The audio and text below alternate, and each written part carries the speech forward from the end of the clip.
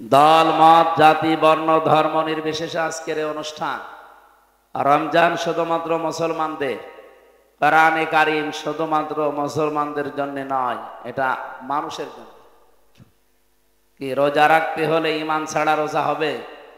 কথা বলেন না কেন? মান সামা রমাদানা ঈমানান ওয়া ইহতিসাবান গফিরা লাহু মা তাকদ্দামা মিন যামবি।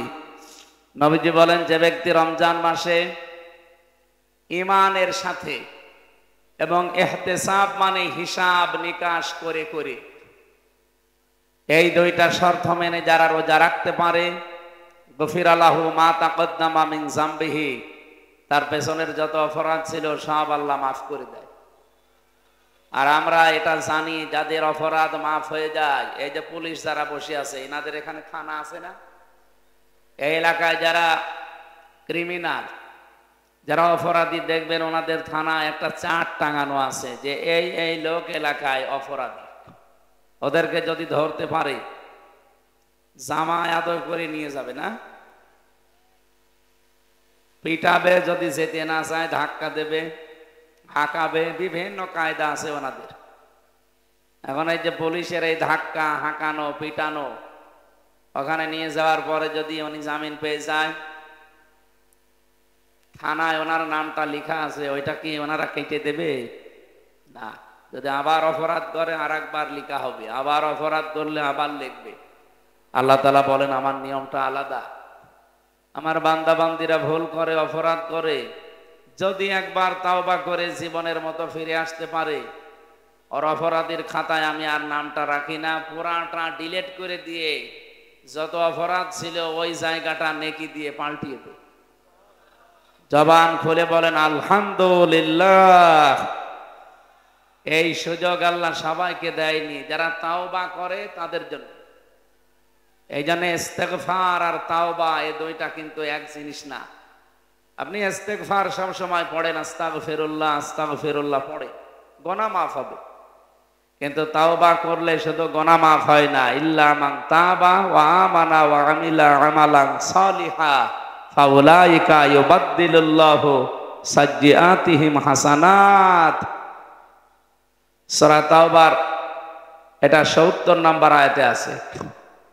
আল্লাহ তাআলা বলেন যে মানুষগুলো তাওবা করে ভালো হওয়ার নিয়ত করে যে আমি ভালো হয়ে যাব, এই নিয়ত আমাদের এই রমজানে নেই। কথা বলেন না কেন? 11 মাস যারা মেয়ে লোক দেখলে তাকায়, এই মাসে আর তাকাবে না। ঠিক, মানে এটাই ঠিক হওয়া লাগবে। বহু মানুষ এই মেসেজ দেয় এখানে, বলো হুজুর প্রথম প্রথম বিয়ের পরে 1-1.5 বছর 2 বছর ভালো লাগতো, এখনো সাঁতার ভালো লাগে না। এক জিনিস আর কতদিন? আরে শয়তান, এক জিনিস আর কতদিন মানে? আপনি যদি এই কথা বলেন যে এক জিনিস আর কতদিন, তা আপনার বউ তো বলবে যে ও এক সাথে আর কতদিন। তাহলে দুইজনই পাল্টাপাল্টি করি না, এটা একটা রোগ। এটা কি বলেন তো? এই রোগ আছে যার যার হাত তোলেন তো। না, এখানে নেই আলহামদুলিল্লাহ। তাহলে আমার মোবাইলে যে মেসেজ আসে ফেরেশতারা দেয়, নিজের বউ দেখলে আর ভালো লাগতে চায় না, আকর্ষণ হয় না, অন্যেরটা দেখলেই কেমন যেন মনে হয় যে আল্লাহর নিয়ামত। এটা একটা রোগ। কি বলেন তো? এই রোগ মুক্ত হওয়ার জন্য 2টা ঔষধ আছে, একটা হোমিওপ্যাথি আর একটা অ্যালোপ্যাথি। হ্যাঁ, এই রোগে হোমিওপ্যাথি অ্যালোপ্যাথি গাছড়া দিয়ে হবে না। এখানে আল্লাহ রাব্বুল আলামিন 2টা ঔষধ দিয়েছেন। যারা এখানে এরকম রোগে রোগী আছেন, আজকে থেকে ঔষধ খাওয়া লাগবে। যেহেতু রমজান মাস, কোরআনে কারীম নাজিল হয়েছে, আর কোরআন সব রোগের ঔষধ। বলেন বলেন, শিফাউল লিমা ফিস সুদূর। মানুষের অন্তরেও যত রোগ আছে সব কোরআন ভালো বানাতে পারে, সে ক্ষমতা কোরআনের আছে না? আছে। 2 নম্বরে, আনুনাজ্জিলু মিনাল কোরআনি মা হুয়া শিফাউন ওয়া রাহমাতুল লিল মুমিনিন ওয়া লা ইয়াজিদুজ জালিমিনা ইল্লা খাসারা। সূরা বানী ইসরাঈলের 82 নম্বর আয়াতে আল্লাহ বলেন, এ কোরআন নাজিল করার ধারাবাহিকতায় এমন এমন বিধান আমি আল্লাহ দিয়েছি যেটা মুমিনদের জন্য রোগ মুক্তির কারণ। এমন কোন রোগ নেই পৃথিবীতে, শারীরিক এবং মানসিক সব রোগের ঔষধ এখানে আছে। আল্লাহ পাক বলেন, أقل للمؤمنين يغضوا من أبصارهم ويحفظوا فروجهم ذلك أزكى لهم إلى آخر آية। সূরা নূরের ভেতরে আছে 30 নম্বর আয়াত। এটা রব্বুল আলামিন বলেন, মুমিন পুরুষদেরকে আপনি বলেন তারা পরনারী দেখলেই যেন আগে চোখ নিচের দিকে করে।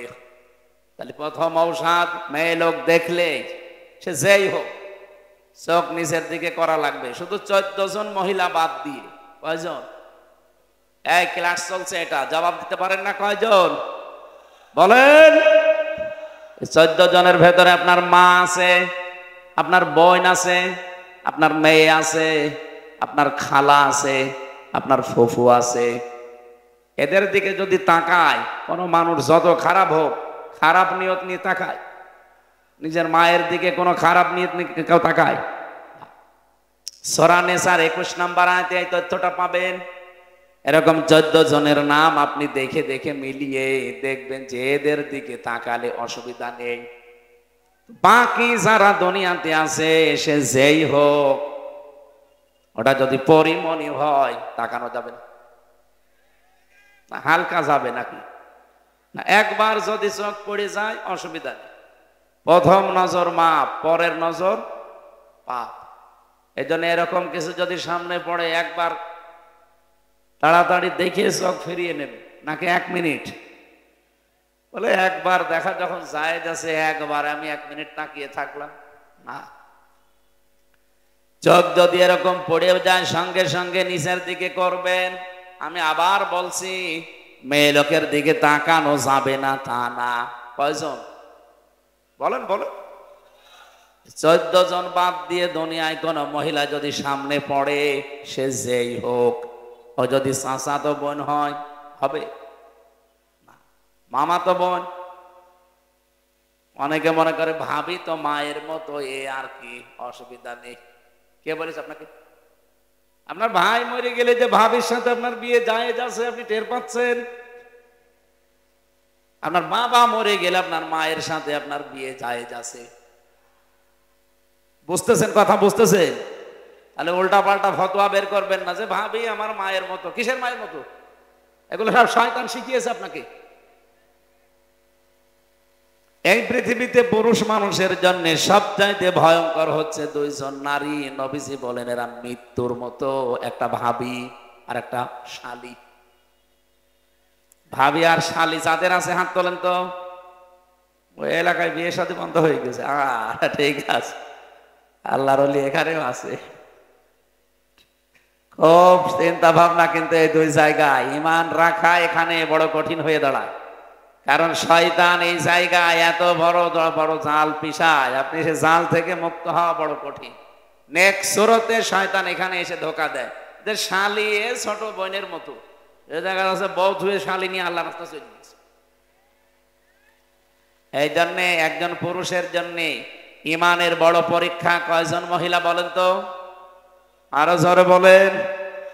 একজন আপনার শালী আর একজন আপনার ভাবি।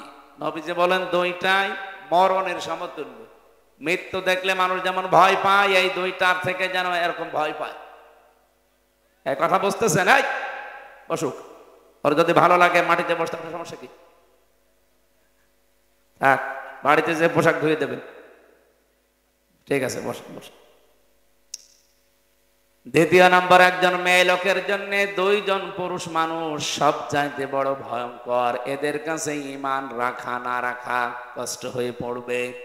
আল্লাহর নবী এই 2 জন পুরুষকেও মৃত্যু সমতুল্য ঘোষণা দিয়েছেন। একজন দেবর, নাম কি? 2 নাম্বার দুলা ভাই। আমি বেঁচে গেছি যে আমি কারো দুলা ভাই, চাচা তো মামা তো খালা তো আছে, তো নিজের টান নেই। ম্যাডামই একেবারে লাস্ট, তো আমরা কেউ দুলু ভাই বলে ডাকে, আপনারা ডাকেন না।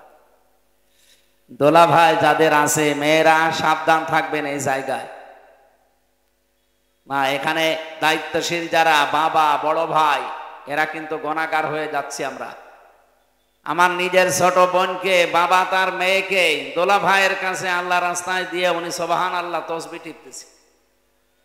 অসময়ে মসজিদে বসে বসে সুবহানাল্লাহ পড়ছে। কি দাদা আপনি অসময় মসজিদে সুবহানাল্লাহ পড়েন মানে? এখন কি সময় মসজিদে আসার? না, বাড়িতে তো থাকা যাচ্ছে না। ওই মেজ মেয়ের দেবর এসেছে, আমার ছোট মেয়ে নিয়ে যাই আর কি ফাজলামি চলছে, বাড়িতে আর থাকতে পারলাম না, এই জন্য মসজিদে এসে সুবহানাল্লাহ পড়ছি। ওর সুবহানাল্লাহ মাথার উপরে উঠবে? বলেন, আপনার মসজিদ থেকে আগে বের হন, আগে যেয়ে আপনার ছোট মেয়েকে ওখান থেকে সরান, তারপরে একবার বলেন সুবহানাল্লাহ, যে আল্লাহ তুমি পবিত্র। আল্লাহ যেমন পবিত্র, আল্লাহর বিধানও পবিত্র না? কথা বলেন না কেন? তো এখানে যে বিধানটা ছিল আল্লাহর, এই বিধানের নাম কি? পর্দা। নাম কি? এই যে শালীর সাথে দোলা ভাইয়ের এখানে পর্দা ছিল না, এই বিধানটাই আপনি নষ্ট করে মসজিদে সুবহানাল্লাহ পড়ছেন, জীবনেও হবে না সুবহানাল্লাহ। কারণ আল্লাহ পবিত্র, তার বিধানও আপনাকে পবিত্র রাখা লাগবে, পরিবারকে, সমাজকে, রাষ্ট্রকে। আর আমরা এটাই চাই। আপনি এইটাকে যদি কেউ রাজনীতি মনে করে, এই যে চাঁপাইনবাবগঞ্জের হারুন আর হারুনের বউ দুইজন মিলে এই আগস্টের 5 তারিখের পর থেকে আরম্ভ করিস, যে দেশের আলেমরা, ধর্ম ব্যবসায়ী, এরা রাজনীতি করে, এমনকি একটা দলের নাম ধরে বিষোদ্গার করে, এগুলোর মাথা খারাপ হয়ে গেছে। কারণ বাংলাদেশে আন্তর্জাতিক যে জরিপগুলো এখন মাসে মাসে প্রকাশ পায়, আর কিছু মানুষের মাথা খারাপ হয়ে যায়। আপনি টের পাচ্ছেন দেশের অবস্থা এখন? খ্রিস্টানরা রিপোর্ট পাঠিয়েছে, আমরা বানাইনি ভাই, খ্রিস্টানরা তো আমাদের এমনি দেখতে পারে না, তারা আন্তর্জাতিকভাবে 257টা দেশের রিপোর্ট বানিয়েছে। আমি 2টা পড়লাম, এটা এই দেখে কোরআন শরীফ আমার সামনে, আমি বানিয়ে বলছি না, আমি 2টা পড়েছি। 1 নম্বরে 257টা দেশ পৃথিবীতে। মাইক্রোসফট নাম শুনেছেন? এটা তো সব মুসলমানরা চালায় নাকি? এরা রিপোর্ট বের করে জানাচ্ছে 257টা দেশে যারা ক্ষমতায় ছিল, এর ভেতরে 10 জন সবচাইতে নিকৃষ্ট মানুষ। তার 1 নম্বরে হাসিনা, 2 নম্বরে বাশার আল আসাদ, 3 নম্বরে নেতানিয়াহু। যাদের নাম বলছে সব তো আল্লাহর ওলি। যাই হোক, আমি কিছু মনে করতাম না, কিন্তু 1 নম্বরে নামটা আমাদের কন্যার। কি কন্যা পেলাম আমরা বলেন? এমন একটা কন্যা পেয়েছি, ওনার নাম পৃথিবীর নিকৃষ্ট মানুষদের তালিকায় 1 নম্বরে। এটাকে আমি বানিয়েছি? বলেন তো, পৃথিবীর মানুষের তৈরি করা তালিকায় যদি উনি একটা হাসি মানুষ, ওনারে কেন 1 নম্বরে দিয়েছে? আয়না ঘরের কারণে। এটা যে মানবতার সাথে কত বড় কৌতুক, আমি নিজে তো টের পেয়েছি 10 দিন। 3 বছর জেলে থেকেও আমি এত কষ্ট পাইনি, ওই 10 দিনে যে ঝড় আমার উপর দিয়ে গেছে। আর যারা 8 বছর পড়ে আছে, ব্যারিস্টার আরমানের মতো, আমান আজমির মতো 10 বছর পড়ে আছে, বলেন তো তারা কি অবস্থায় পার করেছে? 8টা বছর, 10টা বছর। নিজেকে ওই জায়গায় একটু দাঁড় করান, আপনি 5 দিন থাকতে পারবেন? এই অবস্থা তৈরি করার পরে তারা তালিকা বের করেছে যে পৃথিবীর নিকৃষ্ট মানুষ এই মেয়েটা। কারণ এত কঠিন হতে পারে মানুষের হৃদয়। রিমান্ডে আমার আগে একজনকে নিয়ে গিয়েছিল, ওই সময় ছাত্র দল করত, চট্টগ্রামে বাড়ি। ও আমার, ওর পরে আমার সিরিয়াল ছিল যে আমারে নিয়ে আমারে নখগুলো তুলবে। এই যে পুলিশ বসে আছে, এরা এগুলো করছে, এরা না, এদের ভাইরা। এদের বললে তো ঝামেলা, কারণ আমার দোলা ভাইও পুলিশ, ছাতাবাজ, এই দোলা ভাইয়ের ঘাড়ে পড়বে। পুলিশ সব দেখলে দোলা ভাই মনে হয় না। আমরা এমনি শ্রদ্ধা সম্মান করি এদেরকে, কারণ যেই 2টা চোখ, একটা আল্লাহর ভয়ে কাঁদে, আর এদের মতো যারা জনগণের জান মাল ইজ্জত আবরু পাহারা দেয়, এই 2টা চোখ আল্লাহ জাহান্নামে দেবে না। এই জন্য আপনারা যারা প্রশাসনে আছেন, এই চাকরিটা শুধু চাকরি না, এটা একটা ইবাদত। মনে করবেন মহান পেশায় আছি, এই পৃথিবীর শ্রেষ্ঠ পেশা এই প্রশাসনের পেশা। কারণ নবীজি তাদের নাম ধরেই বলেছে এদেরকে আল্লাহ পাক কোনোদিন জাহান্নামে এই চোখ এক জায়গায় জ্বালাবেন না। সুবহানাল্লাহ বলতে পারেন না? তাহলে এই পোশাকটা পরে যে দায়িত্বে আছে, এটা কি শুধু দায়িত্ব? এটা একটা ইবাদত। অথচ এই দায়িত্বটাকে এই 15.5 বছরে যারা ছিল, এই পোশাকটার অমর্যাদা করে ফেলেছে কিছু কোলাঙ্গার অফিসার। উপর থেকে যা নির্দেশ দিছে এরা তাই পালন করতে গিয়ে আজ এখন আমরা এই পোশাকটাকে অনেকে ঘৃণা করি না। পোশাকটার সমস্যা না, সমস্যা ওই কিছু মানুষের। আল্লাহ তাদের যেন ডবল শাস্তির ব্যবস্থা করে। পৃথিবীতে যে যতটুকু অপরাধ করবে ওই অপরাধের ডবল শাস্তি আল্লাহ দুনিয়া আখেরাত মিলে তাকে দান করবে। এই জন্য যাদের কারণে এদের এই বিভাগটা আজকে নষ্ট, মানুষের কাছে কালার হয়ে আছে, আল্লাহ যেন তাদেরকে না ছাড়েন। এমন দৃষ্টান্তমূলক শাস্তির ব্যবস্থা যেন আল্লাহ করেন, তারা যেন নিজ থেকে অন্তত তওবা করার সময় আর না পায়। কারণ তাদের তওবা কবুলও হবে না। মানুষ যখন অপরাধ করতে করতে সীমা অতিক্রম করে চলে যায়, তখন আল্লাহ বলেন ইন্নামা নুমলি লাহুম লিয়াজদাদু ইসমা ওয়া লাহুম আযাবুম মুহিন। মানুষ যখন পাপের বোঝা ছাড়িয়ে যায় তখন তাদেরকে অপমানজনক শাস্তি দেয়। আমরা আগস্টের 5 তারিখের পর থেকে দেখতে পাচ্ছি জালেমদের আল্লাহ যা দিয়েছে এর চাইতে অপমান আর কি করবে। এখনো অনেক বাকি আছে যাদের অপরাধ বেশি তাদের। আমার মনে হয় এই মুহূর্তে বাংলাদেশে যদি বেনজির সাহেব উনি এমনি হঠাৎ করে এরোপ্লেন থেকে পড়ে যায় অথবা হেলিকপ্টার থেকে পড়ে আপনার এই রাজশাহী দুর্গাপুরে এই দাউকান্দি বাজারে বসে আছে, যখন পিটিয়ে মেরে ফেলবে না? আমি যতটুকু দেখছি সারা দেশে তাই। যারা জালেম ছিল তাদের অবস্থা আল্লাহ ঠিক ওইটাই বানিয়ে দিয়েছে। কুষ্টিয়ার হানিফ সাহেবকে যদি এখন কেউ একা পায়, আমার মনে হয় ওর ছোট ঠ্যাঙও কেটে ফেলবে। আমি কি বানিয়ে বলছি? অথচ আগস্টের 5 তারিখের আগে কুষ্টিয়ায় আসলে 14টা গেট বানানো লাগতো তার জন্য। এখন গেট না, ওর বাড়ির এখন পায়খানার প্যানও মানুষ খুলে নিয়ে চলে গেছে। এই যে এর নাম আযাবুম মুহিন। জালেমদেরকে আমি আল্লাহ পাপের শাস্তি এত নিকৃষ্ট দেই যে দুনিয়া কল্পনাও করতে পারে না যে এত নিচে মানুষ নামে কি করে। বলেন তো, বাড়ির পায়খানার প্যান যারা খুলে নিয়ে চলে গেছে তাদের কি রাগ ছিল তার উপরে। ওরে যদি সামনে পেত একেবারে টুকরো টুকরো করে ফেলতো না? কিছুই হয়নি। আপনারা 15.5 বছরে যা করেছেন এখনো কিচ্ছু পাননি। অথচ আজকে আদালতে দেখলাম কামাল মজুমদার প্রতিমন্ত্রী ছিল একজন, উনি আজকে তওবা করছে যে জীবনে যদি কোনোদিন বেঁচে থাকি কোনোদিন আর আওয়ামী লীগ করবো না। তো তোর বেঁচে থাকার দরকার কি? তোর আওয়ামী লীগ করার আর দরকার কি? এদেশে পরিচয় আর দিতে পারবে মানুষ? না, সে মুখ আপনাদের আর নেই। 100 বছরে অন্তত এই দেশে যারা আমরা জীবিত আছি, 100 বছরে এই ফ্যাসিস্ট যারা, সন্ত্রাসী যারা, মানুষের নামে যারা জঙ্গি মামলা দিত বানিয়ে বানিয়ে, আমি বাস্তবতা বলছি ভাই, এটা যে সব জঙ্গি মামলা বানানো নাটক ছিল তার প্রমাণ এই 7 মাস। আপনি নিজের পক্ষ থেকে বলেন তো, এই 7 মাসে একটা জঙ্গি ধরা পড়েছে? কথা বলেন না কেন? হাসিনা থাকলে 7 মাসে 1000 আলেম জঙ্গি মামলায় চলে যেত। কিচ্ছু জানে না একজন মানুষ ঘুমিয়ে আছে ঘরে, ধরে নিয়ে যে 2-3 মাস মাটির নিচে রাখবে, চুল দাড়ি গপ বড় বড় হয়ে যাবে নকমক, তখন তুলে বলবে এই যে জঙ্গি ধরা পড়েছে। কিচ্ছু না, জঙ্গি বাংলাদেশে নেই। জঙ্গি যদি থাকে যারা পালিয়েছে তারা ছিল জঙ্গি। জঙ্গি শব্দটা শুনলে আমরা অনেকে মনে করি ওরে বাবা কি ভয়ঙ্কর। আসলেও তো ভয়ঙ্কর জিনিস। আমি এই জেলে থাকা অবস্থায় একটা মানুষকে শুধু এই আসল জঙ্গি মামলায় পেয়েছিলাম, তাছাড়া বাকিগুলো যা সব আমার মতো নিরপরাধ। আমারে দিয়েছে আনসারুল্লাহ বাংলা টিমের সারা বাংলাদেশের প্রধান, অথচ ছাতা কি আমি জানি।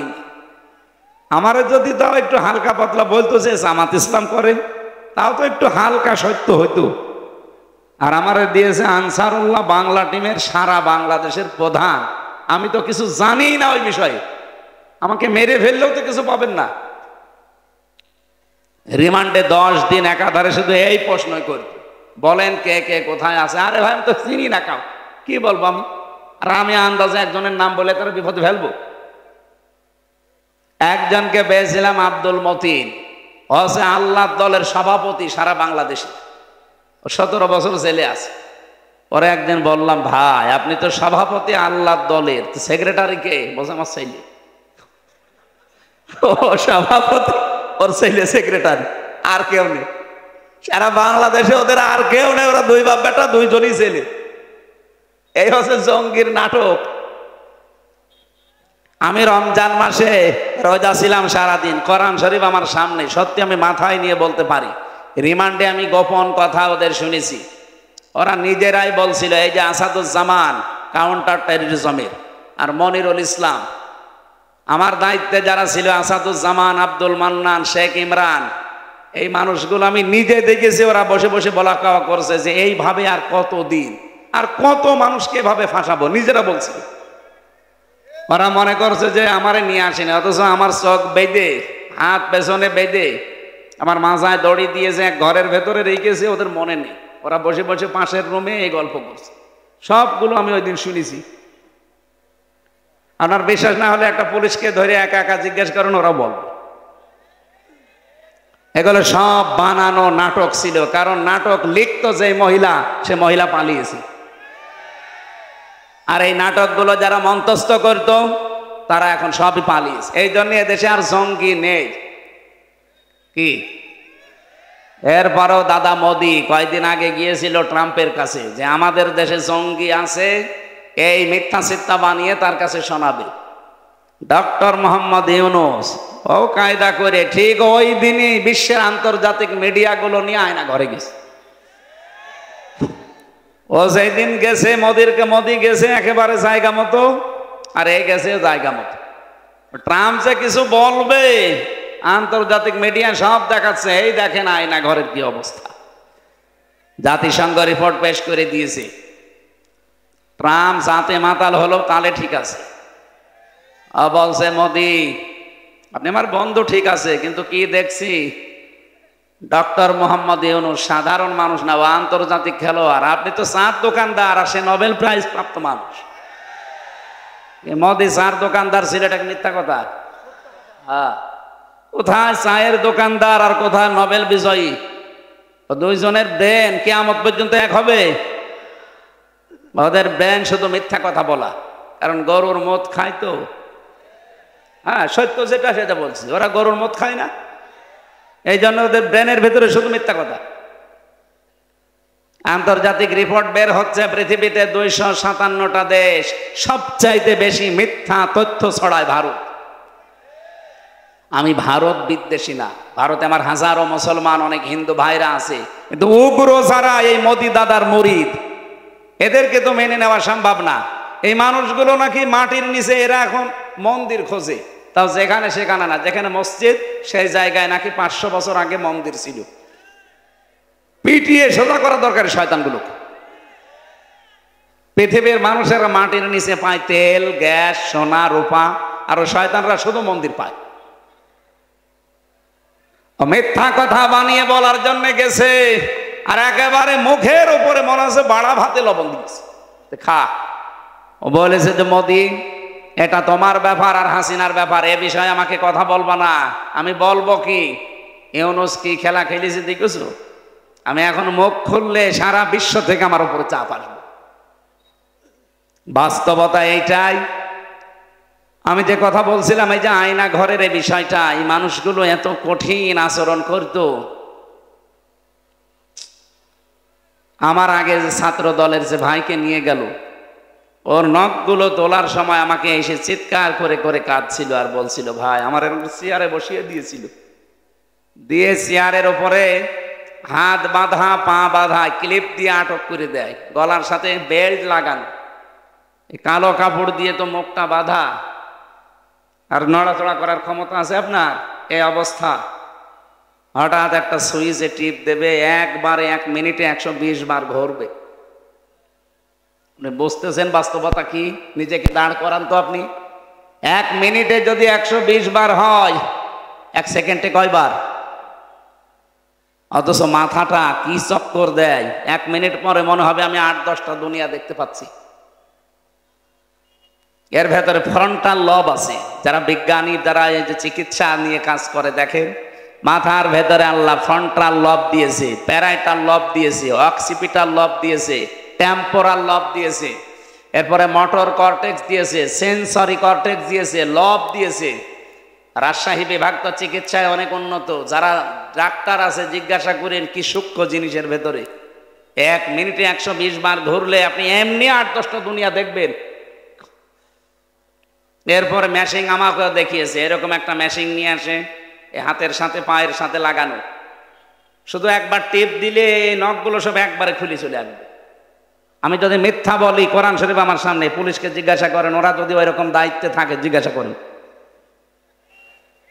একবারে নখ খুলে চলে আসে। সব নখ খুলে চলে আসলে তো ফিনকে দিয়ে রক্ত বের হয়, তখন লবণ ছিটিয়ে দেয়। আমি নিজে এগুলো ফেস করে এসেছি, আমার বলতে ভয় লাগে, অথচ এগুলো পার করে আসলাম। মানুষ 5 দিন 10 দিন এভাবে থাকতে পারে, কল্পনায় আসে। 8 বছর কাটিয়েছে একটা মানুষ, 10 বছর কাটিয়েছে। আমি 10 দিনে হাফ পাগল হয়ে গিয়েছিলাম, আর সে লোকটা 10 বছর 8 বছর কাটিয়েছে। আপনি ভাবতে পারেন মানুষ কত নিচে নেমেছে। এই জন্য আন্তর্জাতিক ভাবে পৃথিবীতে 1 নাম্বার নিকৃষ্ট মানুষের তালিকায় নাম এসেছে মহিলার।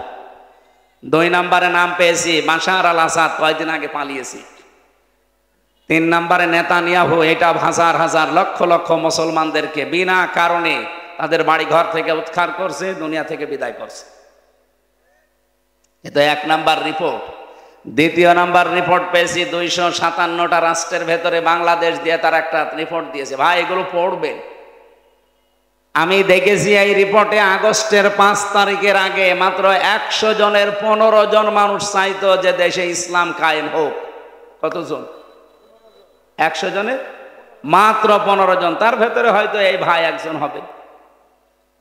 হ্যাঁ, আমি সত্যি কথা বলছি। 100 জনের মাত্র 15 জন, তার ভেতরে এই ভাইয়ের মতো হয়তো সারা বাংলাদেশ মিলে একজন। হিসাব করেন। অথচ যে ফেব্রুয়ারির 28 তারিখের রিপোর্ট আবার শেষ হয়েছে, মার্চের 1 তারিখ আবার বের হয়েছে। এই রিপোর্টে দেখা যাচ্ছে 100 জনের 66 জন মানুষ এখন চাচ্ছে বাংলাদেশে ইসলাম কায়েম। মাত্র 7 মাসও হয়নি, এখনো 2 দিন বাকি আছে। কি আজকে 3 তারিখ না? 7 মাস হতে এখনো কয়দিন? এখনো 2 দিন। 7 মাসও হয়নি, 15 থেকে 66 জন চলে এসেছে। আপনি আর 6 মাস যেতে দেন, এদেশের 100 জনের 100 জন মানুষ বলবে যে আমরা এই দেশে কোরআনের বিধান চাই। এটা অনেকে বুঝে ফেলেছে, তো এই জন্য বলে কোরআনের মাহফিলে এসে রাজনীতি করে, এটা ধর্ম ব্যবসা। আরে শয়তান, তুমি যে দুর্নীতি করে টিন চুরি করে ধরা পড়ো। কে শুল্কমুক্ত গাড়ি সরকারের, সেটা বিক্রি করে দিয়ে উনি জেলে যায়। সরকারের প্রাণের টিন বিক্রি করে চুরি করে জেলে যায়। দলের জন্য, মানবতার জন্য, আল্লাহর জন্য, ইসলামের জন্য একদিনও জেল খেটেছে হারুন? না, 2 বার জেলে গেছে, 2 বারই তার নিজের ব্যক্তিগত গোনার কারণে। প্রাণের টিন চুরি করে বেঁচে দেয় যে লোকটা, সরকারি গাড়ি বেঁচে দেয়, শুল্কমুক্ত গাড়ি। আপনি কেন এগুলো করবেন? আপনার মুখে কোনোদিন একামতে দিনের কর্মীদের বিরুদ্ধে সমালোচনা মানায়? কোরআনের মাহফিলে এসে রাজনীতি করা লাগবে না, অর্থনীতি করা লাগবে, যেটা আলেম ছাড়া তারা বুঝবে। আপনার বলে দেওয়ার দরকার কি? আপনার পেটে বম মারলে আপনি একটা আয়াত সহ্য করে বলতে পারবেন? যারা বলে কোরআনের সাথে রাজনীতির সম্পর্ক নেই, আমি ওপেন চ্যালেঞ্জ দিচ্ছি। আমার ছোট্ট মাথার ভেতরে 918 জায়গায় আমি পেয়েছি রাজনীতি করা লাগবে। যাদের মাথা এরকম বড় বড় তারা তো আরো বেশি পাবে। আমার এই ছোট মাথায় যদি 918 জায়গায় পায়, যারা আরো বেশি পড়াশোনা করে তারা আরো বেশি পাবে না? আর উনি বলতেছে না কোরআনের সাথে রাজনীতির সম্পর্ক নেই, এটা মুনাফিকের কথা। আর এটা যদি কেউ বিশ্বাস নিয়ে বলে থাকে তার ঈমান নেই। এই কথা বলছেন না? আল্লাহ যেটা বলে ওটার বাইরে কথা বললে তার ঈমান থাকে। বলেন, এই যে কাদিয়ানীদেরকে আমরা কাফের বলি, কেন বলি? কারণ কারণ 6666টা অথবা 6236টা আয়াত, একটা প্রসিদ্ধ একটা বিশুদ্ধ, দুইটাই ঠিক আছে। ওরা পড়া কোরআন শরীফ মানে না তা না, 6666টি আয়াত ওরা বিশ্বাসও করে, কম বেশি তারা মানেও। শুধু একটা আয়াতের 4 ভাগের 1 ভাগ ওরা বিশ্বাসও করে না, মানেও না। ওটা সূরা আহজাবের 40 নম্বর আয়াতের মাঝের অংশের একটা শব্দ আছে, মা কানা মুহাম্মাদুন আবা আহাদিম মির রিজালিকুম ওয়ালাকির রাসূলুল্লাহ ওয়া খাতামান নাবিয়্যিন। কত বড় আয়াত না, কি ছোট আয়াত, কত বড় আয়াত পড়লাম। ওরা পুরা কোরআন শরীফের অন্য আয়াত তো বিশ্বাস করেও মানেও, এ আয়াত মানে প্রথম 3টা মানে, মা কানা মুহাম্মাদ ঠিক আছে, আবা আহাদিম মির রিজালিকুম এইটাও ঠিক আছে, ওয়ালাকির রাসূলুল্লাহ এইটাও ঠিক আছে, কিন্তু খাতামান নাবিয়্যিন আমাদের নবী শেষ নবী এটা ওরা মানেও না, বিশ্বাসও করে না। ওরা বলে গোলাম আহমদ কাদিয়ানী শেষ নবী। আপনি শুধু নাউজুবিল্লাহ পড়ে শেষ করে দিলেন, এখান থেকে কিছু নেওয়া যায় না।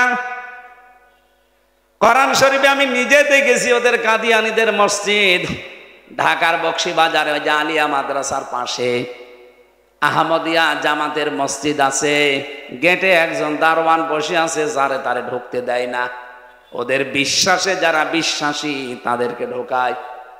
ওরা কিন্তু আমাদের মতো আজান একামত দিয়েই নামাজ পড়ছে, সূরা ফাতিহা দিয়েই নামাজ পড়ছে, কিন্তু খাতামান নাবিয়্যিন এইটা ওরা বিশ্বাস করে না, ওরা মানে না, বলে না এইটুকু বানানো।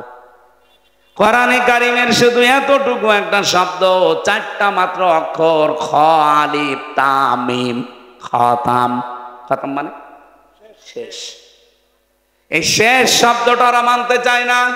ওরা মুহাম্মদুর রাসূলুল্লাহকে শেষ নবী বিশ্বাস করে না, মানে না। ওদের বিশ্বাস, ওদের মানার বিষয় যে গোলাম আহমদ কাদিয়ানী শেষ নবী।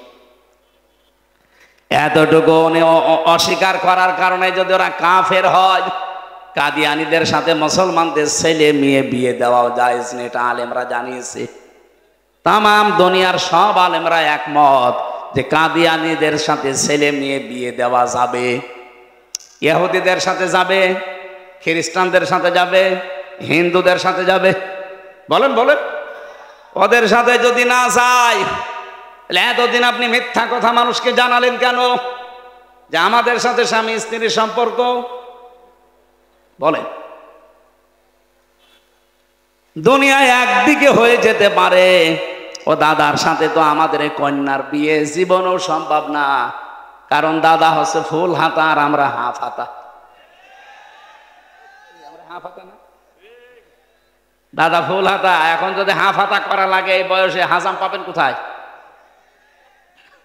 আর ও বুড়ো মানুষ, ওর যদি এখন মুসলমানে দেওয়া লাগে, ও হাজামও লাগবে বুড়ো।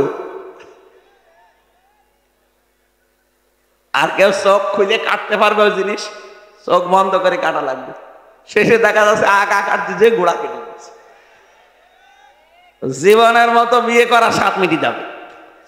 এই জন্য এতদিন যারা বলতেন যে আমাদের স্বামী স্ত্রীর সম্পর্ক, তাহলে এটা মিথ্যা কথা। আমি কি এটা বানিয়ে বলছি?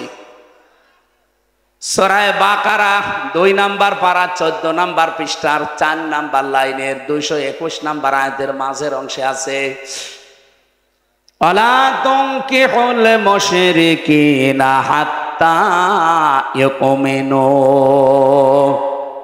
রব্বুল আলামিন বলেন, যতক্ষণ কোন মুশরিক পুরুষ ঈমান না আনবে, মুসলমান না হবে, ততক্ষণ তার সাথে মুমিনা নারীর বিয়ে দেওয়া। এটাও মনে হয় আমি বানালাম না,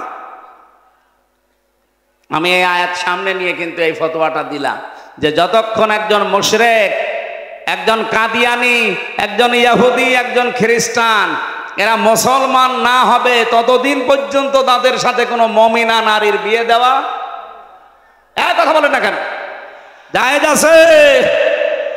এই আয়াতের উপরে তাফসীর করেছিলাম সিঙ্গাপুরে, যে ওরা কাফের, ওদের সাথে মুসলমানদের সন্তানদের বিয়ে দেওয়া জায়েজ নেই। ওই আগস্টের 5 তারিখের পরে আমার কয়টা অনুষ্ঠান ছিল সিঙ্গাপুর, মালয়েশিয়া, থাইল্যান্ড, এই দেশে। আমি ওখানে প্রায় হাজার হাজার মানুষ কথা বলেছিলাম এই কায়দায়। কে? ও ওনারা দেখলেও মনে হয় সব হয়। আমার মন মতো একটা মানুষ। আমি ওই সময় জেলে ছিলাম, উনি যখন ওই কাজটা করেছিল। বুকের পাঠাস, রাজশাহীর কৃতি সন্তান। আল্লাহ রাব্বুল আলামিন তার মাথাকে যেন আরো উঁচা করে। এই আপনি দাঁড়িয়ে আছেন মানে, বসেন বসেন। আমার ভাইরা,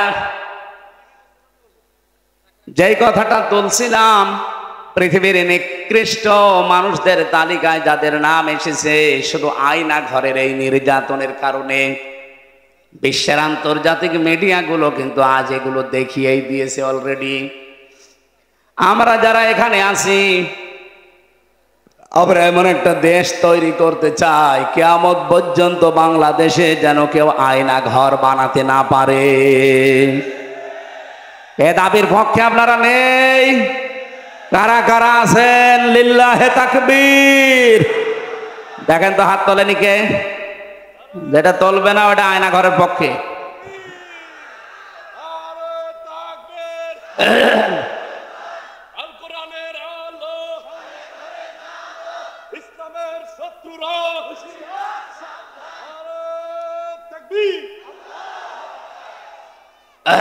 আলহামদুলিল্লাহ ভাই, রমজান মাস তো এখনো 2টা কাজ সামনে বাকি, সেহরি খাওয়া, তাহাজ্জুদ পড়া।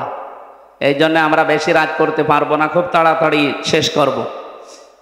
আমরা অন্তত যেগুলো তথ্য তুলেছিলাম এগুলো যদি সামারাইজ করে বলতে হয়, এক কথায় জবাব দিতে হয়, কোরআনে কারিমে পৃথিবীর শুধুমাত্র মুসলমানদের জন্য না, এটা সবার জন্য।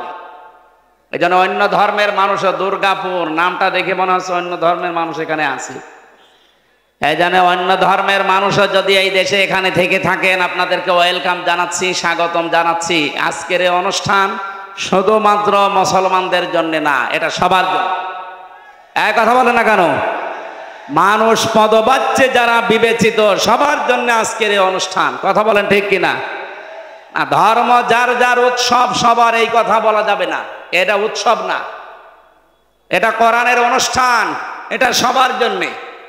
কিন্তু ধর্ম যেটা আমি ধর্মীয় ভাবে পালন করি, যে ফরজ নিয়মগুলো এবাদত মনে করে, ওইগুলো কিন্তু সবার জন্য না। যেমন নামাজ, এটা কি হিন্দুদের জন্যে, খ্রিস্টানদের জন্যে? বলেন বলেন। লাকুম দীনুকুম ওয়ালিয়া দীন, এই আয়াত অনুযায়ী ধর্ম যার যার উৎসব তার তার। হ্যাঁ, আমাদের ধর্মে জোর জবরদস্তি নেই, লা ইকরাহা ফিদ্দিন। আমাদের ধর্মে কোনো বাড়াবাড়ি নেই, মারামারি নেই, কাটাকাটি নেই, জবরদস্তি নেই। যদি থাকতো 850 বছরের এলাকা আমরা শাসন করেছিলাম, একটা হিন্দু থাকার কথা ছিল না। এমনকি দুর্গাপুর এই নামটাও থাকার কথা ছিল না। এক কথা বলেন না কেন? আমরা দুর্গাপুর বা কেটে দিয়ে আমরা মোহাম্মদপুর বানাতে পারতাম, মুসলিমপুর বানাতে পারতাম। কিন্তু না, আমরা জোর জবরদস্তি করি না ধর্মের উপরে। আমি সেদিন কলেজের এক অধ্যাপক, উনি বিসিএস ক্যাডার, ওনারে বলেছিলাম যে স্যার, আপনাকে আমি মুসলমান হতে বলি না, আর আমরা জোরও করি না। হ্যাঁ, এদেশের মুসলমানরা যদি জোর করতো তাহলে 4 ভাগ হিন্দু পিটিয়ে মুসলমান বানিয়ে ফেলতাম। বা আমাদের ধর্মে যেহেতু এটা নেই, আমি আপনাকে আমার ধর্মীয় গ্রন্থ কোরআনে কারিম শুধু মাতৃভাষায় পড়েন আর ইংরেজিতে পড়েন, এটা পড়বেন। আপনি যেহেতু আরবি পড়তে পারেন না, বলছে না হুজুর আমি শিখবো। আমি 3 মাস সময় দিলাম আপনারে। 3 মাস উনি কোরআন পড়েছে পুরাটা। 3 মাসের পরে দেখি নিজেই মুসলমান হয়ে গেছে। এই জন্য আমরা রমজানুল মুবারকে, কোরআন নাজিলের মাসে এসে পৌঁছিয়েছি। তাফসীর মাহফিলগুলো আমি রমজানে করি না, আপনারা জোর করে নিয়েছেন।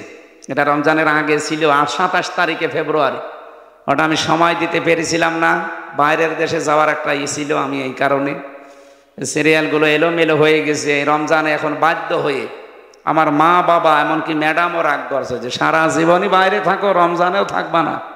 থাকবো কি করি, মানুষ তো জোর করে নিয়ে যায়। তারপরেও যেহেতু আমরা 11টা পর্যন্ত সময় নিয়েছি, এ পর্যন্ত থাকবেন তো আপনারা?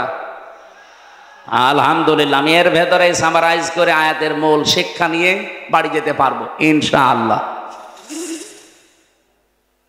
রব্বুল আলামিন জানিয়েছেন, শাহরু রমাদান আল্লাযী উনজিলা ফীহিল কুরআন। এই সেই মাস যার নাম রমজান। আল্লাহ কেন বিশেষ করে রমজান শব্দটা উল্লেখ করলেন? রমদন শব্দের শাব্দিক অর্থ হচ্ছে জ্বালিয়ে দেওয়া, পুড়িয়ে দেওয়া, ছারখার করা, শেষ করা, নিঃশেষ করা। প্রায় 33টা অর্থ পেয়েছি আমি রমজান শব্দের। কি পুড়িয়ে দেয় রমজান এসে? আল্লাহ বলেন পৃথিবীর মানুষের যত অপরাধ আছে, গুনাহ আছে, সব পুড়িয়ে দেয়। কেন পুড়িয়ে দেবে? আল্লাযী উনজিলা ফীহিল কোরআন, কারণ এই মাসে আল্লাহ কোরআনে কারীম নাজিল করেছেন। রাজি সাহেব আসি এদিকে তাকিয়ে বলেন ১৫০০ বছর আগে এই কোরআন নাজিল হয়েছে রমজান মাসে। ১৫০০ বছর আগে এই পৃথিবীতে রমজান মাস ছিল না। রমজান ছিল, কিন্তু রমজানের যে মর্যাদার কথা আমরা শুনি, এ মাসে একটা সওয়াবের কাজ করলে অন্য মাসে ৭০টা সওয়াব হয়। এক রাকাত নামাজ পড়লে অন্য মাসে ৭০ রাকাতের সওয়াব হয়। এগুলো ছিল না, ছিল না। নবীদের হাদিস পড়ছিলাম আজকে, বিশ্বনবী জানিয়েছেন রমজান মাসের চাঁদ যখনই ওঠে ওই দিন থেকে জান্নাতের সব দরজা আল্লাহ খুলে দেয়। না, জান্নাতের দরজা এমনিই খোলা থাকে, আরো পরিষ্কার করা হয়, বিউটিফাই করা হয়, আরো যত রকমের সৌন্দর্য আছে বৃদ্ধি করা হয়। জান্নাতের ভেতরে এক প্রকার গান আরম্ভ হয়। জাহান্নামের যত দরজা আছে যেগুলো বন্ধ আছে ওগুলো আরো বন্ধ করা হয়। আমি হাদিসের এই দুইটা শব্দ বুঝতাম না। ফতিহাত আবওয়াবুল জান্নাহ, গুল্লিকাত আবওয়াবু জাহান্নাম, আবওয়াবুন নার। এই হাদিসের এই দুইটা শব্দ আমি বুঝেছি জেলখানায় যাবার পরে। ওখানে বহুদিন ৩টা বছর যেহেতু আটক ছিলাম, এই যে চাঁদ সাহেব আছে, আমি জেলে পেপার পড়ছিলাম, হঠাৎ দেখছি আবু সাইদ চাঁদ একটা কাজের মতো কাজ করিস, ওনারে ধরে নিয়ে জেলে দিয়েছিল। পরবর্তীতে আমরা দুইজন যেহেতু এখানে আসি, একেবারে অরিজিনাল সাক্ষী। জেলখানার গেট, বাংলাদেশে যত জেল আছে সব জেলখানার গেট 24 ঘন্টা তালা লাগানো। কোন সময় খোলা থাকে? 1 সেকেন্ডও খোলা থাকে না। হ্যাঁ, কেউ গেলে খুলে দেবে, ঢুকিয়ে আবার তালা লাগিয়ে দেবে। আমি এইটা বুঝেছিলাম। হাত্তা ইযা জাউহা ফতিহাত আবওয়াবুহা ওয়া ক্বাল, এই আয়াতের তাফসীর পড়তে গিয়ে যে আল্লাহ জাহান্নামের বর্ণনা দিতে গিয়ে জানিয়েছেন যে জাহান্নামের মানুষগুলো যখন যাবে গেটে, গেট কিন্তু খোলা থাকবে না, বন্ধ। ও যাওয়ার সঙ্গে সঙ্গে দারোয়ান যিনি আছে মালিক, উনি খুলে দেবে। উনি ভেতরে যাবার পরে আবার তালা লাগিয়ে দেবে। কিন্তু জান্নাতের কথা এই আয়াতের পরে আছে সূরা যুমারে। রব্বুল আলামিন বলেন হাত্তা ইযা জাউহা ওয়া ফুতিহাত আবওয়াবুহা। এই যে মাঝখানে ওয়া আছে আর আগেরটায় ওয়া নেই। আল্লাহ বলেন জান্নাতি মানুষগুলো যখন জান্নাতের গেটে যাবে, ও জান্নাতের গেটে যাওয়ার আগে যা দরজা ছিল এমনি খোলা থাকবে। এখানে জাহান্নামের দরজার সাথে জেলখানার দরজার একটা তুলনা পেয়েছি। জাহান্নামের দরজাগুলো সব বন্ধ আছে, ওগুলো আরো শক্ত করে তালা লাগানো হয়। জান্নাতের দরজা খোলা আছে, আরো উন্মুক্ত করে দেওয়া হয়। সুলসিলাতিশ শায়াতিন, আর শয়তান যত আছে সব শয়তানকে শৃঙ্খলিত করা হয়, বেঁধে রাখা হয়। আমার মাঝে মাঝে প্রশ্ন আসে, আল্লাহ শয়তান যদি নবীর হাদিস অনুযায়ী সব বাধায় থাকে, রমজান মাসেও মানুষ শয়তানি করে না? গতকালকেও তো ডাকাতি হয়েছে শুনলাম। ডাকাতি হওয়া কি ভালো কাজ না শয়তানি কাজ? এটা করল কে? না, শয়তান বাধা আছে ঠিক। এই যে এখানে যদি একটা ফ্যান দেন, এই ফ্যানটা আপনি হঠাৎ বন্ধ করে দিলে কি 1 সেকেন্ডেই বন্ধ হয়ে যাবে? বলেন বলেন।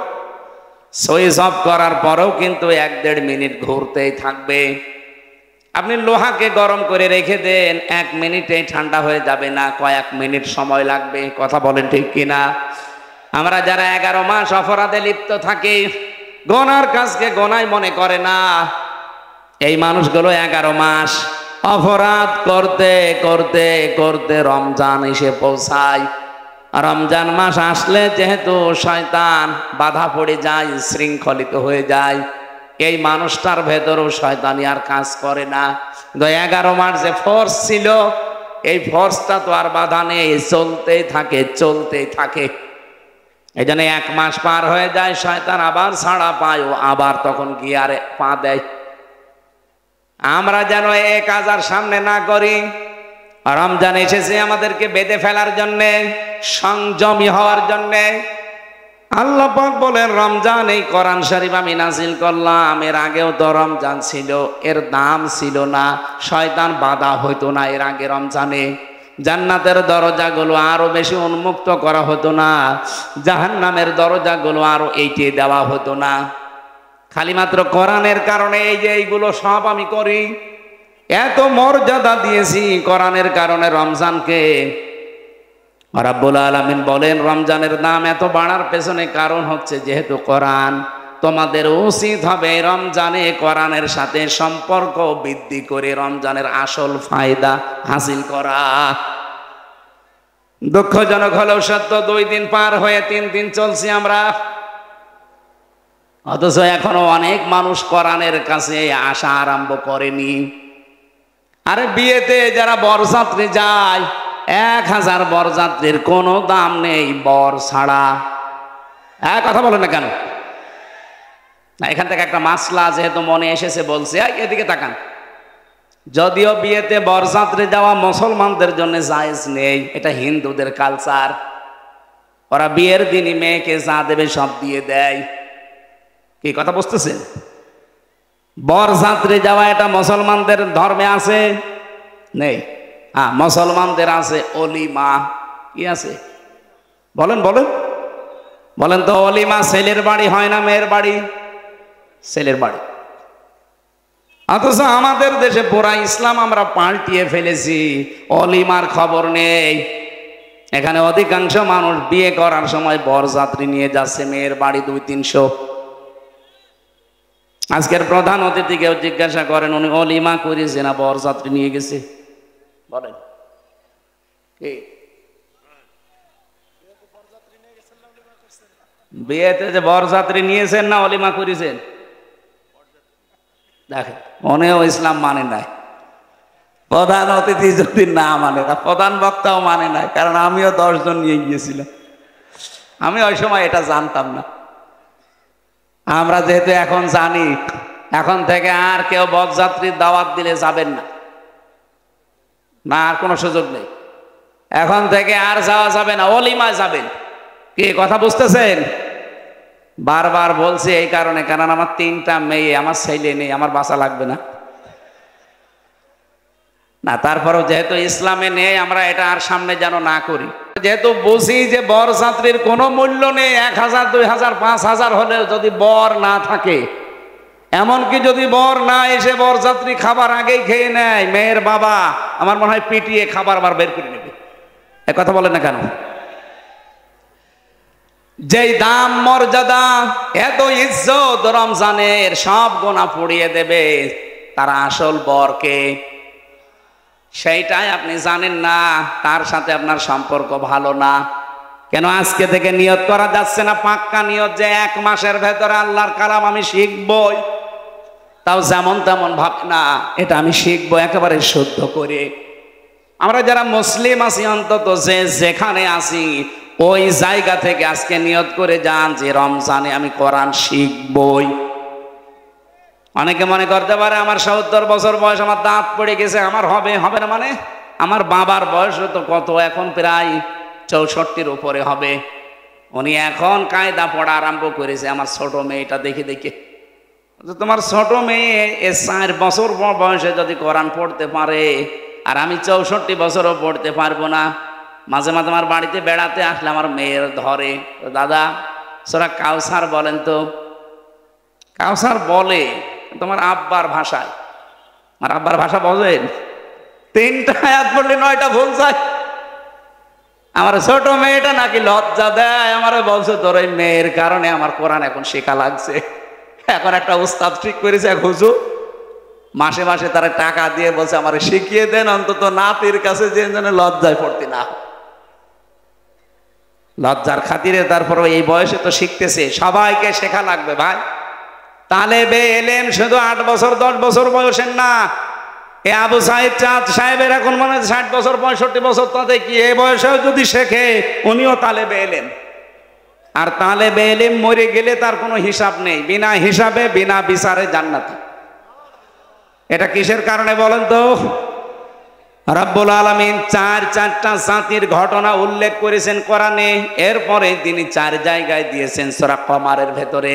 17 নম্বর আয়াত, 22 নম্বর আয়াত, 32 নম্বর আয়াত, 40 নম্বর আয়াত।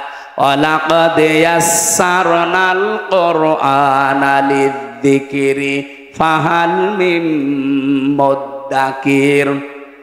অবশ্যই আমি আমার এই কোরআনকে তোমাদের জন্য সহজ করে দিয়েছি, বোঝার জন্য, পড়ার জন্য।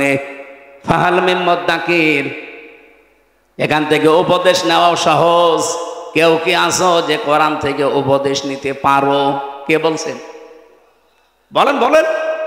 আমি পড়া আয়াতগুলো তাফসীর পড়ে দেখেছি সূরা কমারের।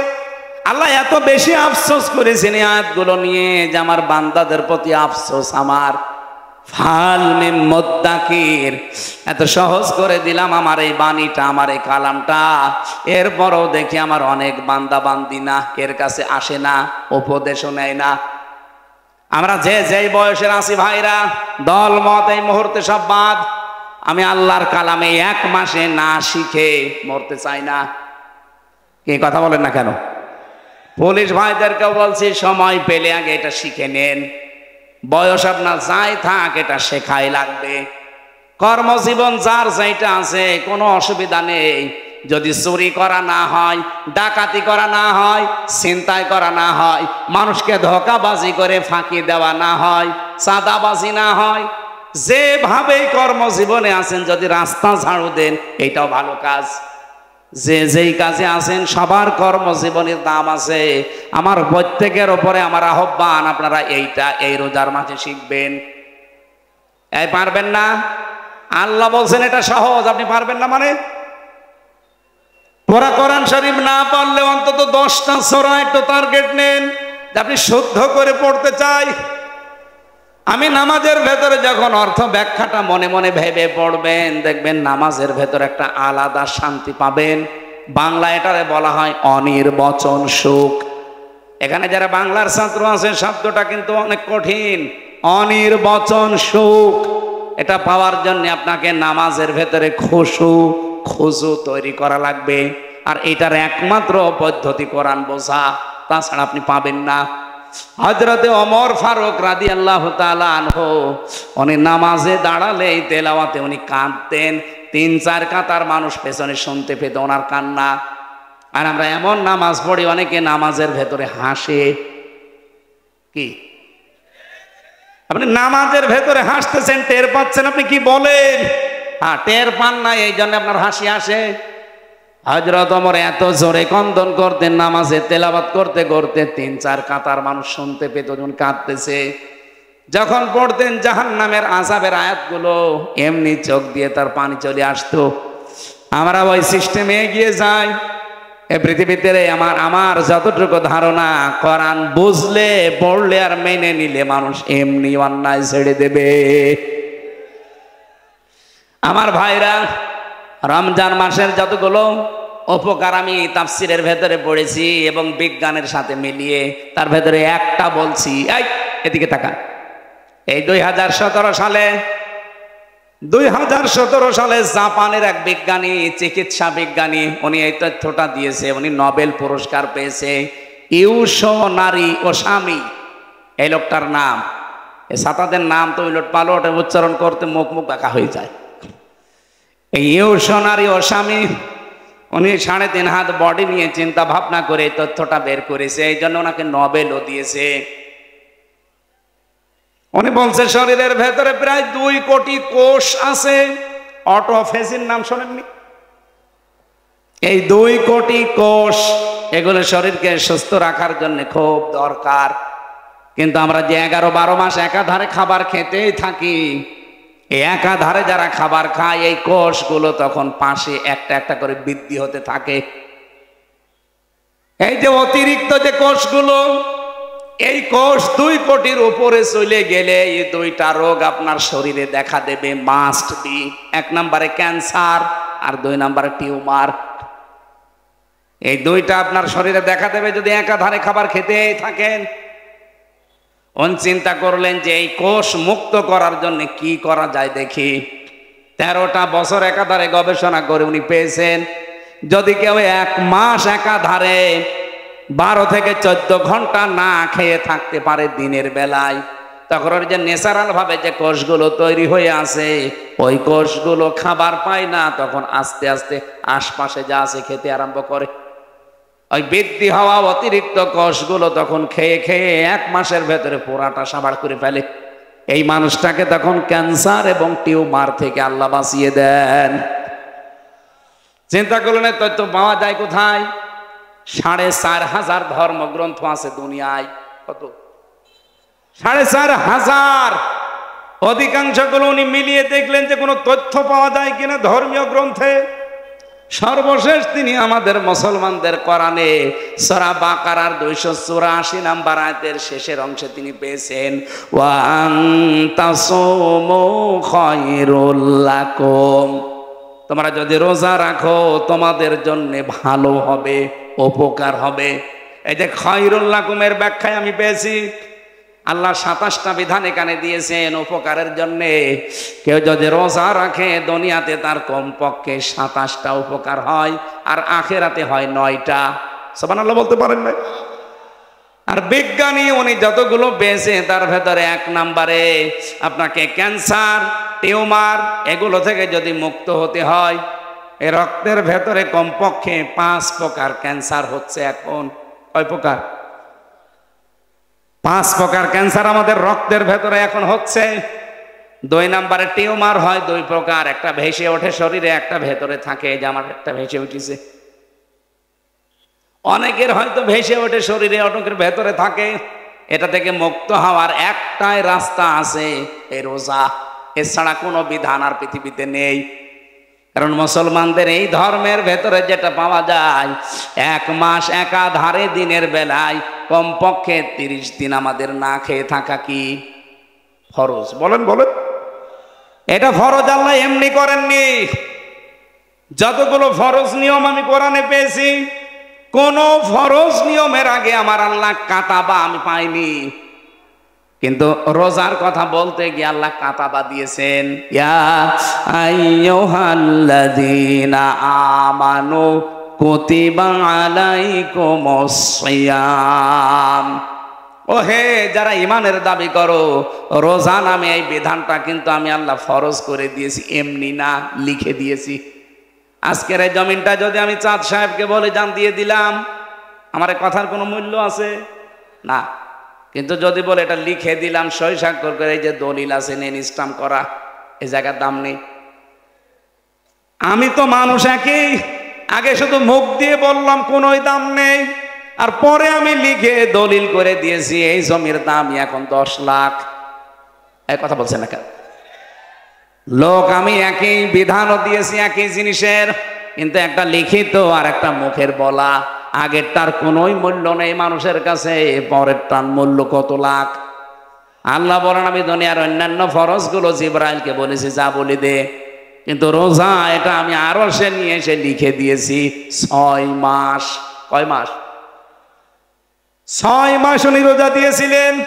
শুধু মুসা নবীর সাথে দেখা হওয়ার কারণে বারবার উনি ফিরিয়েছে যে যান একটু কমিয়ে নেন।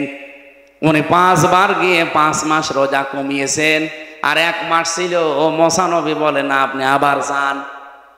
আমার উম্মতের উপরে মাত্র একটা রোজা ফরজ ছিল, তাই তারা করতো না বছরে, আর আপনি 6 মাস রোজা পেয়ে আনন্দে আছেন। আপনার উম্মত পারবে না, তাড়াতাড়ি যান যেন কমিয়ে দেয়। বিশ্বনবী বলেন মুসা আমি আর পারবো না, আমি বারবার আল্লাহর কাছে যাই কমিয়ে দেয়, আমার লজ্জা করে এখন কতবার যাব। যা দিয়েছে থাক। সঙ্গে সঙ্গে জিবরাইল এসে বলে হে রাসূল, আল্লাহ কিন্তু সিদ্ধান্ত নিয়ে লিখে দিয়েছিলেন 6 মাসই, শুধু আপনার কনসিডারের কারণে এগুলো আল্লাহ কমিয়েছে। আল্লাহ যেটা লেখে ওইটা ফাইনাল, ওটার কোনোদিন নড়ন চড়ন পরিবর্তন, আরো জোরে বলেন, পরিবর্তন হবে। যেহেতু আমি লিখেই ফেলেছি, ও আর কোনো কাটাকাটি নেই। আপনার উম্মতদেরকে যে বলবেন ওরা যদি 1 মাসও হক আদায় করে রোজা রাখতে পারে, আমি আল্লাহ 6 মাস রোজা রাখার সওয়াব তাদেরকে দিয়ে দেব। এই জন্য সেই সুযোগ এখন চলছে।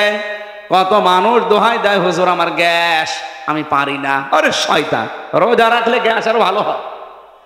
যারা বলে আমার ডায়াবেটিস, আপনার কি ডায়াবেটিস আমার চাইতে বেশি? জেলখানায় 3 বছরে আমার ডায়াবেটিস 27, অথচ 3 দিন রোজা রেখে মনে হচ্ছে যে আমি আরো ভালো আছি। আপনি রোজা রাখলে বিজ্ঞান এখন বলছে আপনার ডায়াবেটিস কন্ট্রোলে চলে আসবে। আল্লাহর চাইতে তো বড় বিজ্ঞানী আপনি না। আপনার শরীরের অতিরিক্ত এই যে ক্ষতিকারক যে কোষগুলো, এগুলো খেয়ে খেয়ে আপনাকে সুস্থ রাখবে। এই জন্য সুস্থ যদি থাকতে চান রোজা রাখা লাগবে। এ পৃথিবীতে একজন মানুষের জীবনী পড়েছি, তিনি সারা জীবনই সুস্থ ছিলেন, তাও 1 দিন 2 দিন না, 950 বছর। হযরত নূহ আলাইহিস সালাম, তার পুরা জীবন পড়ে তাফসিরে আমি দেখেছি তিনি সারা জীবনই রোজা রেখেছেন, এই জন্য তিনি সুস্থ ছিলেন। সুবহানাল্লাহ বলতে পারেন না? তারা আল্লাহর এই বিধান রোজা রেখে যদি সুস্থ থাকতে পারে, আমরা কেন পারবো না? আজকে থেকে যারা রোজা রাখেন না, খুব ভালো করে সতর্ক থাকবেন। মেয়েদের শুধু ওই 3 দিন 5 দিন 7 দিন 10 দিন যেগুলো শরীর খারাপ থাকে, ওই কয়টা দিন বাদ দিয়ে বাকি দিন রোজা রাখা লাগবে। আপনি দেখেছেন চিন্তা করে, মেয়েরা নামাজ পড়ে না শরীর খারাপ হলে, কিন্তু ওই নামাজ আর পরবর্তীতে পড়াও লাগে না, মাফ। কি পরবর্তীতে পড়া লাগে না? আর পড়া লাগে না, মাফ। আপনি যদি 10 দিনও অসুস্থ থাকেন, 1 দিনও নামাজ পড়া লাগবে না, আর পরবর্তীতে এটা কাজাও করা লাগবে না, আপনার পুরাটা মাফ। কিন্তু কোন মানুষ যদি রোজা, এই যে মেয়েরা যারা রাখতে পারেন না, আপনার কিন্তু কাজা করা লাগবে, মাফ নেই। যে 3টা রোজা 5টা রোজা শরীর খারাপের কারণে রাখতে পারেন নাই, বাকি 11 মাস মিলে এই 5টা রোজা করা লাগবে, বাধ্যতা। না করলে আপনার গুনাহ হবে। তাহলে পৃথিবীর একমাত্র বিধান যেটা কাজা করা লাগে, সুবহানাল্লাহ বলতে পারেন না? সম্মানিত মা বোনেরা, মেয়েদের শরীর যখন খারাপ হয়, যদি 10 বছরে হয় 10 বছরের রোজা ফরজ, যদি 12 বছরে হয় 12 বছরের রোজা ফরজ, যদি 15 বছরে হয় 15 বছরের রোজা ফরজ। আর ছেলেদের যেদিন স্বপ্ন দোষ হয় ওই দিন থেকে, এটা যদি 10 বছরে 12 বছরে 15 বছরে হয়, ওই সময় থেকে রোজা ফরজ। আমি কথা বোঝাতে পেরেছি? ঠিক আছে।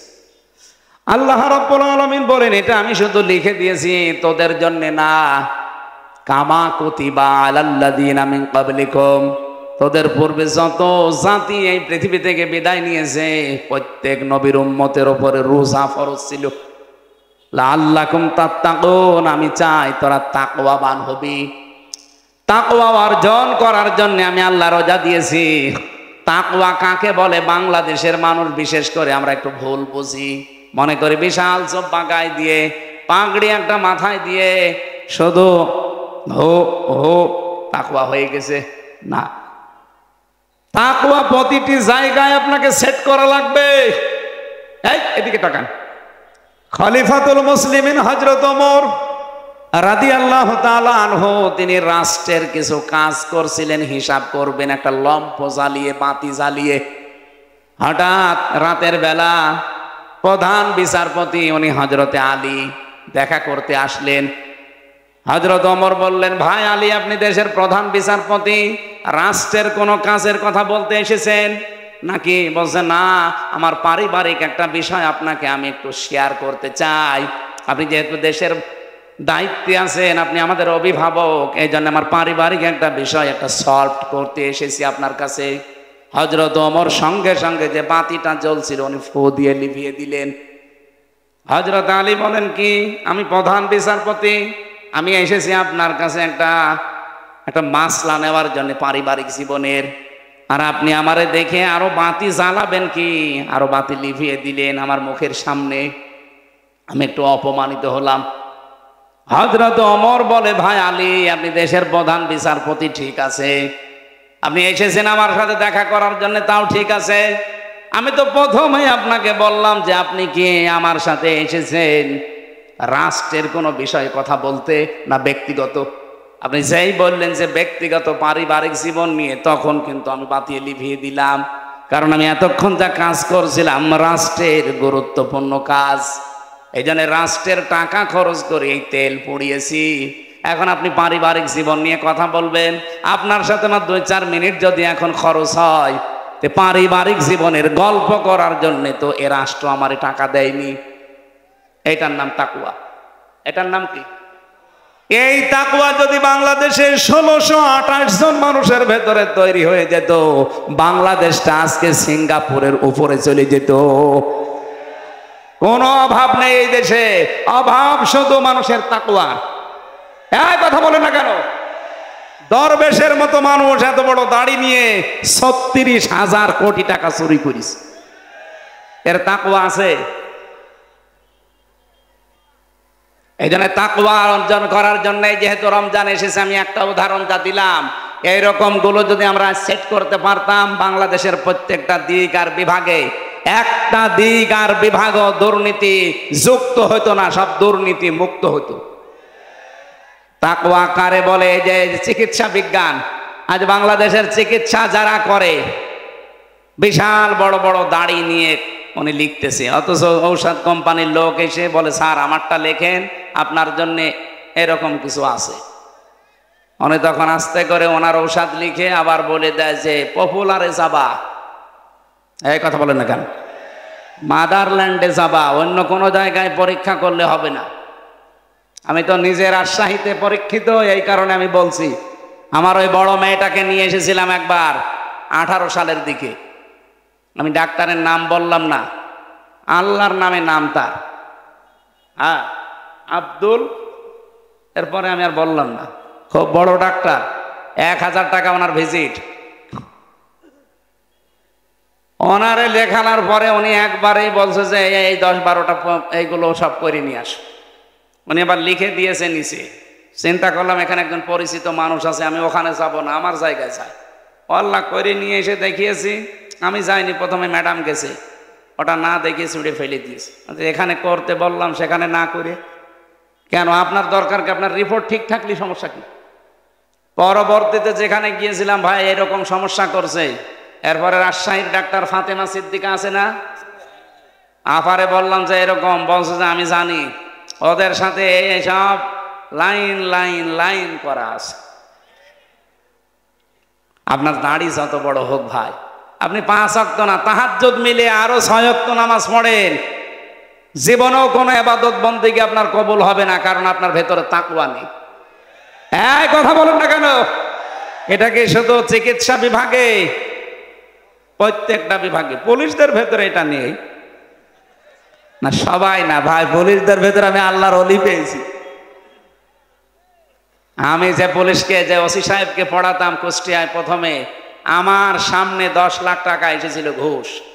ওই হিরোইন ধরা পড়েছে 1 কোটি টাকার, ও এসে তখন আমি আবার ঘুষের আয়াতি পড়াচ্ছিলাম, লা তাকুলু আমওয়ালাকুম বাইনাকুম বিল বাতিল, যে ঘুষ খাওয়া যাবে না। উনি এসে বলছে, স্যার এটা রাখেন হাদিয়াটা, আর আমার ওই জিনিসটা একটু ছেড়ে দিয়ে। আমার দিকে একটু তাকিয়ে বলছে, হুজুর নেবেন মানে? আপনার পড়ালাম কি? আর ওই দিনই ঘুষের আয়াত পড়িস। বলছে যে তো ঘুষ না, এটা হাদিয়া। হাদিয়া আপনারা সরকার দেয় না?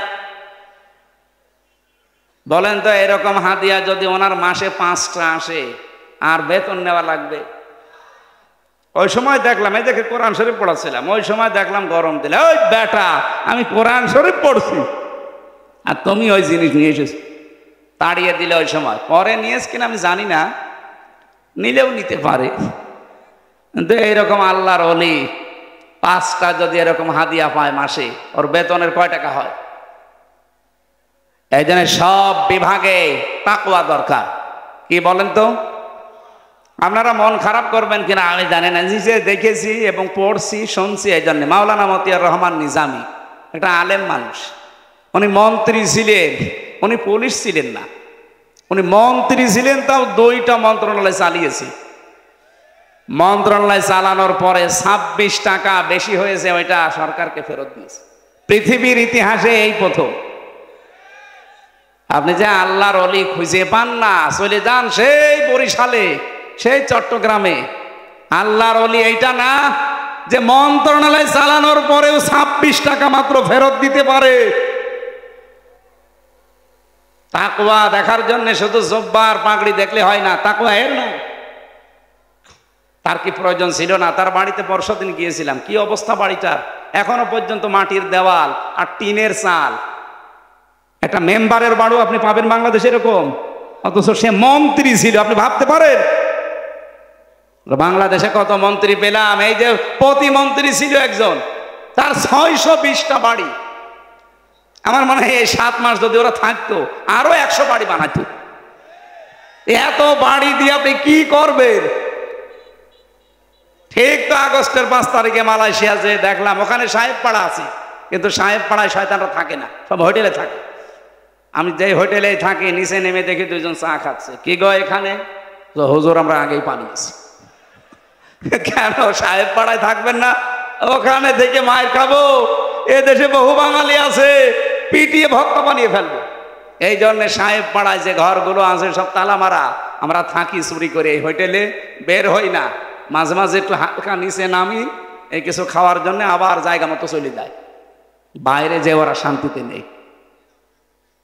তাকওয়া লাগবে ভাই এই দেশটাকে গড়তে হলে। এত ঋণের বোঝা হাসিনা আমাদের দিয়ে গেছে।